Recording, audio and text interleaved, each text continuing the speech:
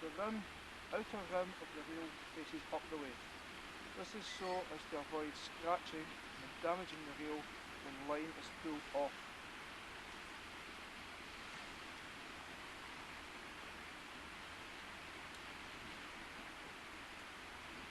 Threading the line through the ring is always essential to make sure that the line is passed through every rod ring. If a rod ring is missed, the casting will suffer, distance will be lost, and presentation, needless to say, will not be as nice as it could be. It is always advisable to pull off a good 3 or 4 yards of fly line. The purpose of doing this is so that when you go to attach the leader and raising the rod, the fly line does not slide all the way back down through the rings, thus having to start again. Various ingenious methods devised through the years to connect the nylon leader to the end of the fly line. The easiest and most modern recent innovation is the use of a braided leader loop. These, if you are going to fix on a semi-permanent basis, with a few turns of thread, varnish or super glue in order to add confidence to the connection. When these leader loops first came out, I was deeply suspicious that they would hold a salmon. However, let me assure you, I have no cause to doubt them. Before we consider the size of fly or type of fly we're going to use, there are many factors which must be taken into consideration. One of them is the water temperature, as this determines the metabolic rate of the salmon and just how active the fish are likely to be for any given water temperature. Which must be taken into consideration when considering the size of fly is the height and colour of the water. Each water system has its own particular needs as far as fly requirement is concerned. However, this is where local knowledge comes in and the advice of a gillie. If in doubt, ask the locals. There are many aspects which determine the size and style of fly we use. Water temperature is one such factor which must be taken into consideration. Fly to use, there are many aspects which must be taken into consideration. One aspect is the water temperature, the other aspect is the air temperature, another is the difference between air and water, height of water, colour of water, and to some extent the location of the water. Water temperature, what you must do is don't take it in some quiet back eddy. Take it in a section of the pool where you think there are salmon likely to be close at hand. Also, do not just take the water temperature in the upper layer. Try and submerge the thermometer to a depth so that the temperature measured would be similar to that of which is surrounding the salmon at that appropriate time. Cut.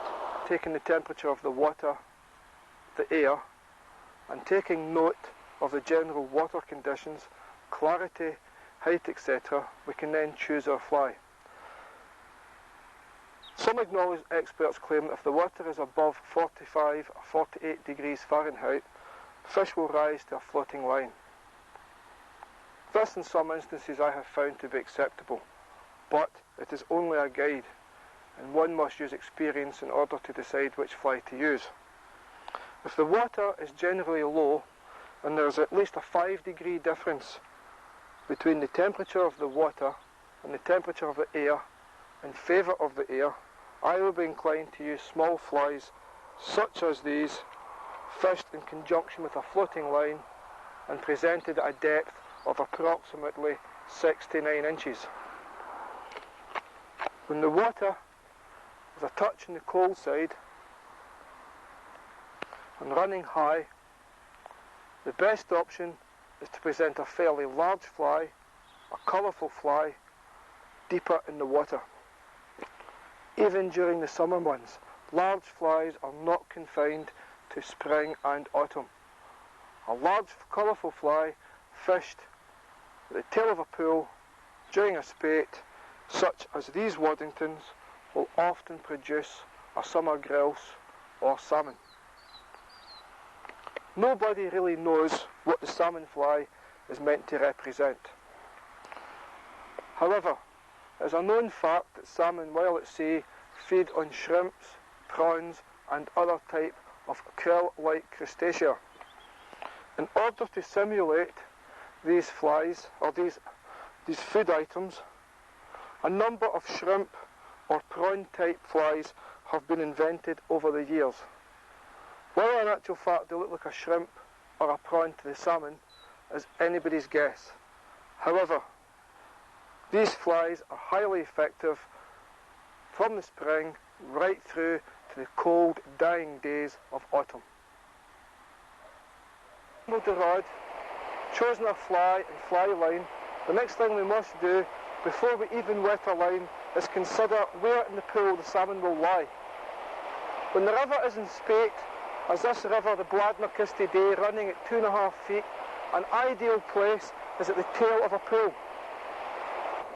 This is an ideal place under such circumstances in which to present a fly. Without any doubt is knowing the water. Here we have a pool which has a right hand bend.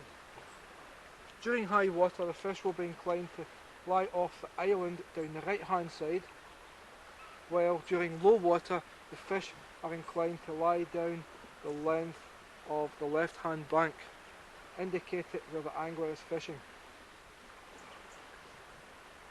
Monofilament. Always match the gauge of monofilament to the overall weight of the hook, right? As a guideline, hook size 2, 20 pounds, hook size 4, 18 pounds, hook size 6, 15 pounds, hook size 8, 12 pounds, hook size 10, 10 pounds, hook size 12, 8 pounds, hook size 14, 6 pounds.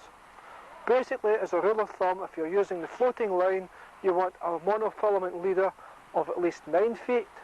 If you're using, say, a 2-inch Waddington or a 2-inch brass tube, you're looking for a 20-pound leader being no more than about 4 feet long. For much more information on progressive fly fishing, I recommend my book. Before we start to cast, it is very necessary to take up the correct stance. Right? In order to take up the correct stance, the right foot should be placed ever so slightly in front of the left foot, and that allows us to rock back and forward, forward with the forward cast and back with the back cast. Next, before we start casting, the next thing we must do is take grip of the rod handle in the most satisfactory means. First of all, slide your right hand along the handle until it becomes comfortable on the balance. This is normally achieved just at the point before the right arm becomes fully extended. The thumb should be placed along the top of the handle, so with the 4 fingers of the right hand placed underneath the rod. The bottom grip in the rod with the left hand is established through the same means, thus. Okay? Most people seem to think that spey casting is only for the divinely gifted. This is not true.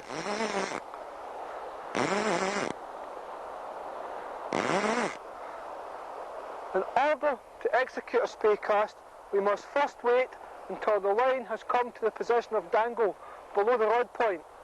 When the line has come to this position, we pull in any slack line which has been obtained between the rod point and the fly.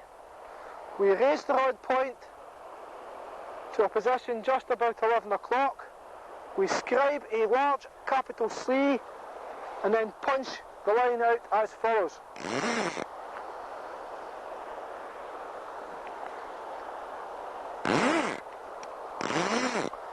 The line is coming to the dangle.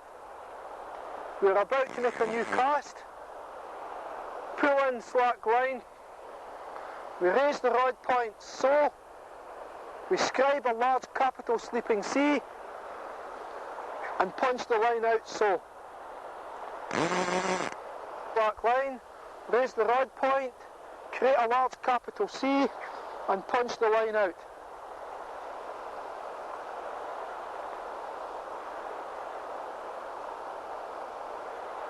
Remove the slack line, raise the rod point 11 o'clock, scribe a large C and punch the line out.